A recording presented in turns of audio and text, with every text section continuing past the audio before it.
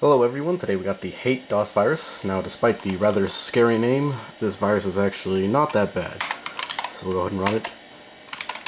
And we'll see that it infects .com and .exe files as they are executed. So graphics.com is, as always, 19,742 bytes. When we run it, we see that file size increase to 20,725 bytes. Similarly, we should see the same thing with exe files, but I haven't actually tested this, so let's see if it happens. Okay, it does. So the file size once again increases by 984 bytes, which I believe is the size of the virus around there. Maybe a little bit of padding for that hello SNS international message. And virus activates non-destructively, well, pretty annoyingly but non-destructively in May of any year. If I can type, and activates when an infected file is run, but I think we gotta restart first. So let's do that.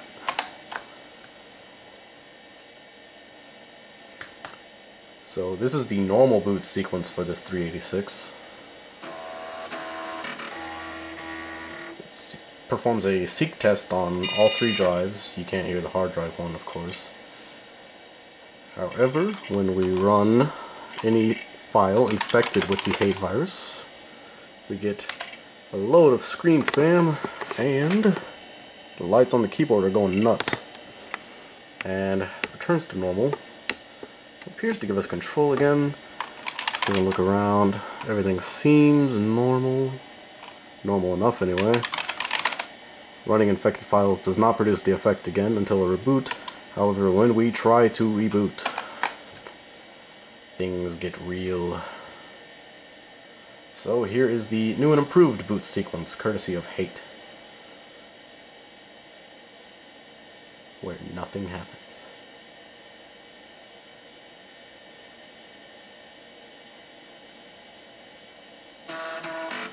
That doesn't sound right. No, not at all. So we get two beeps indicating that something is wrong, and what it has done is actually cleared the CMOS memory. So you need to reconfigure your computer. So we'll hit F2 to go into setup. We'll see what this computer is complaining about. Signature byte was invalid, system configuration was invalid, memory size is invalid, CMOS time and date are invalid. So since this is an old computer, we don't get our fancy auto-updating BIOS properties.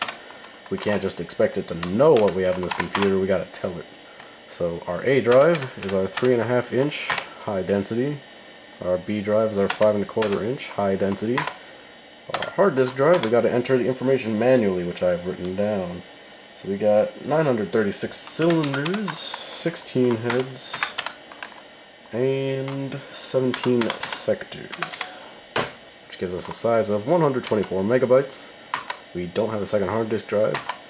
Can't actually change the memory. It does its own things. We can change the video card though, because we have VGA on this machine. We do have a keyboard, and none of the rest of this is important for what we need this computer to do.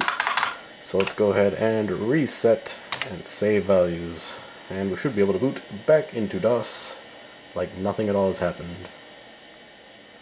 Wait for it. Where's that seek test? There it is.